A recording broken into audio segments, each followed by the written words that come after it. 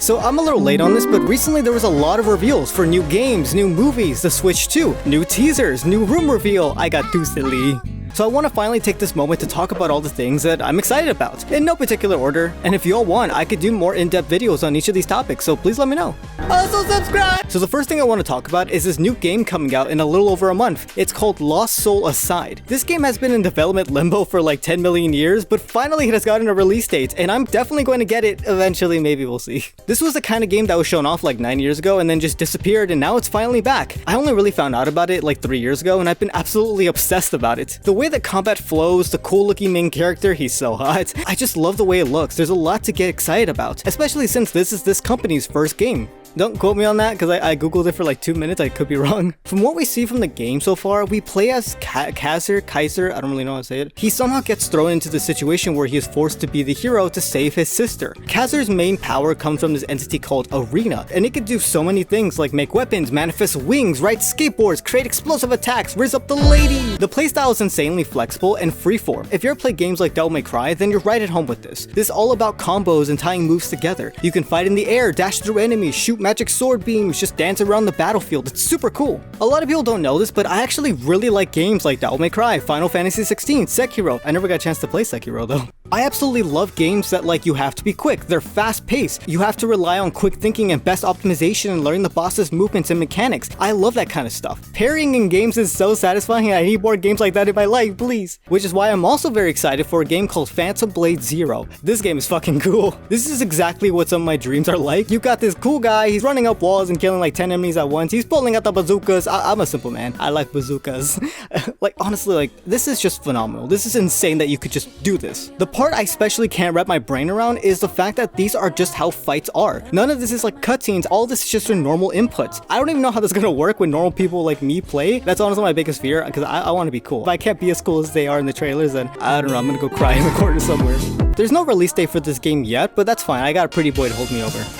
Alright, let's get the big ones out of the way. So Silksong and Deltarune Chapter 3 and 4. We finally got a release date for these games that were notorious for having little to no information on them. Which makes it even more insane that these two games got teased together and got a release date together. I love when games are like, it'll come out when it's ready, but gosh, being a fan for those games, it's awful, man, because I want news. I want a new demo, I want information, I want literally anything. Give me crumbs, but no, we have to sit here and wait. Fuck, it sucks. Thankfully, never had to wait for literal decades for Silksong, but I've been a fan of Deltarune since the beginning, so yeah, that's been very painful. I really enjoyed Chapter 1 and 2, so much so that when Chapter 2 first came out, I dropped everything, I ran home, I played it, which I never do. I normally just watch my favorite YouTuber play the game, but this time I was like, fuck it, Weepball, I need it. I was so hyper fixated on Chapter 2 because not only was it just better than Chapter 1, with having more content and new twists and turns and it also brought a ton of questions because now there were two routes, which Deltarune slapped us in the face with the idea that we can't influence things like we could in Undertale. Yet here we are making Chris command other characters and forcing them to change and do things they would never do. There's so much mystery like that I really want to see what comes out of it. Like, what is the deal with Rousey's plan and what is up with that whole prophecy that they said? What is up with Chris and why are we controlling them? What's the whole deal with the Spamton fight and what does it mean for the future? Like, I got a lot of questions here. So yeah, I'm super excited for the future chapters and I will definitely be playing them day one. As for Hollow Knight, I got into it pretty late. I only really got the game like a year ago and I still haven't finished it because I just kept getting lost. Also, fun fact, I don't really like open world games. I don't like not knowing where to go and not really having an idea of my mission. Don't get me wrong, I like exploring and finding things and it's super satisfying to finally get clues on the story, but Hollow Knight is one of those games that require you to really explore a lot and to really figure out a plan and just figure things out. And when I was playing, I was stuck in a loop trying to figure out where to go and getting led to many places only for it to not really lead anywhere, because maybe I was missing an item here or I couldn't go here yet, or I just completely got lost in the sauce and now I was busy crying at the McDonald's.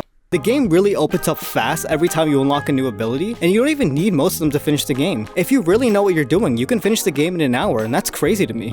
I was never really able to fully enjoy this game, which I know is a massive skill issue on my part, I can understand that. These games aren't really my cup of tea in the first place, but I'm happy I tried it and it really was a lot of fun. The bosses are insane and require a lot of skill, and that's right up my alley. I already told you how much I love games that require you to be perfect and have fast reaction time, so yeah, this is amazing in that aspect. I don't know, I really have a lot of hope for Silksong because the more I see and hear from it, the more I get excited and the more I want to get back to this world and just try it out, especially since it looks like a direct upgrade from the original game. Maybe one of these days I can actually go back and try to finish Hollow Knight, but it would have to be on a new save file because, oh boy, if I go back to my original one, I have no idea where I left off. I think I was in like, I don't even know. I was like underground or something. I know the entire game takes place underground. That's a joke, haha. Alright, let's talk about FNAF. So The Secret of the Mimic is coming out in June, and I don't know what to think about it. I really enjoyed the VR games that Steel Wool has done over the years, but obviously Security Breach and Ruin were both huge misses. So I'm obviously a little worried. This new era of FNAF is cool and all, but there's nothing really there to hook me in. I really do like the look of everything. Finally, these games feel spooky again, but this is such a huge departure from anything we've seen before, which I don't know is a good thing or not. We really just have to wait and see.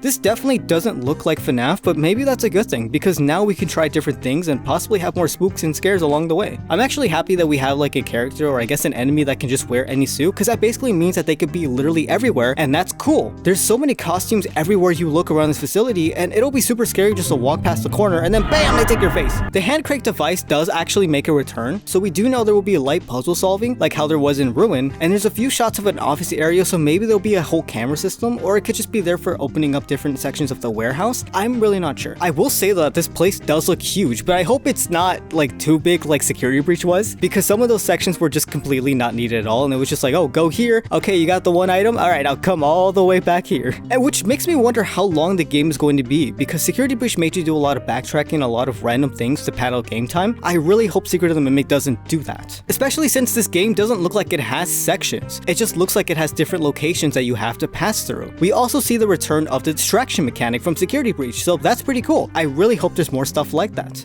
Overall, I'm excited about this, but I'd rather watch the FNAF movie! Honestly, for just a teaser, this is just phenomenal. Like, there is so much here. Like, for one, I guess Freddy and friends are just walking around now, just casually strolling around and killing people. Hey, you, stop littering. Jump scare. Mangle breaking through the glass is honestly my favorite part. This is my most favorite thing in the world right now. It looks straight out of the game, and it's terrifying. We actually see a lot of Mangle as it grabs somebody from the vents and pulls them upwards, and it also appears to be on top of the car trying to break in. I really hope we take full advantage of Mangle, because yeah, that creepy little shit can strike on the ceiling, so please have it be scary. One shot I'm also very curious about is, oh, I think that might be a gloved hand going for a knife. Could it be Mr. Afton maybe? Oh, I don't know. Maybe a flashback, or literally the final scene of the movie, or scene hinting at FNAF 3, or maybe it's a fake out. Perhaps it's Fredbear. I saw that theory around that it wasn't just Spring Bonnie helping out with the murders, William Afton's friend Fredbear, so who knows. Yeah, it's interesting why there would be a festival for Freddy's, because as far as we know, these locations have been closed down for a long time, but all of a sudden there's a ton of people here who are like wearing bunny ears and stuff and celebrating these characters. So maybe it's not going to follow the games at all, because we do know that FNAF 2 was a prequel, but this movie obviously is a direct sequel, unless we do flashback stuff, which I don't know if they're gonna do or not. I can only guess that they are making the toy animatronics brand new for this festival, and they're trying to show them off so that way they can start a brand new location. Like the Fazbear people themselves are doing a whole fresh new start, which could be why Abby in the first place is like, I'm trying to save my friends, because their souls are currently being moved to the new animatronics. Maybe, I don't know, I've just thought of that right now in the recording booth. So yeah, the Switch 2 is coming out. I'm sure you've already heard everything there is to hear, but these are my thoughts. Basically, I don't care. I don't own a Switch. I think they're really cool, and I've always wanted a portable console, but I honestly never really mesh well with like modern Nintendo stuff, because I don't know, I don't like how they don't discount their games, you know? I think it really sucks, because that's how I literally play all of my games nowadays. I'm not really a gamer. I do have games that I play occasionally, and I do get excited about games that are coming out, but I won't really seek them out and play them like day one, because, well, they're kind of expensive. And yeah, I know that most games are like 20 to like 100 hours long for the most part, so it is pretty worth it, but like, I don't know, I'm never really in like a good spot to like buy games at full price, which sucks. Like, I'm really sorry for that, and that's why I can especially appreciate it when game companies are like, yeah, you want to play our game? 10% off. And that's great. I like that. I'm more likely to get games because they have a price drop. The one game I've been really wanting to play was Pokemon Arceus, but yeah, that game has stayed at the same price for God knows how long, and it didn't help the fact that the only way for me to play this game was to buy like a $300 console, and that sucked. Gosh, I feel bad for people who want to play Dust Bloods, because that actually looks sick, but nope, you have to buy like a $900 console bundle, haha. But yeah, that's my 2 cents. I can go on and on about it, but I don't want to get too negative in this video. The game part is mostly what I care about,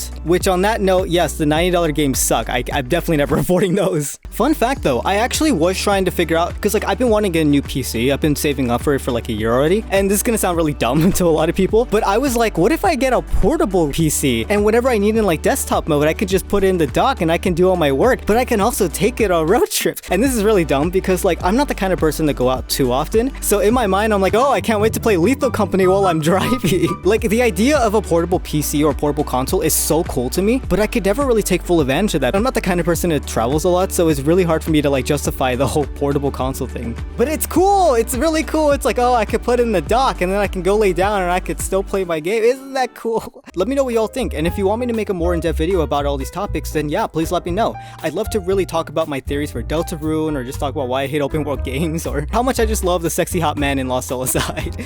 But yeah, let me know. Alright, bye.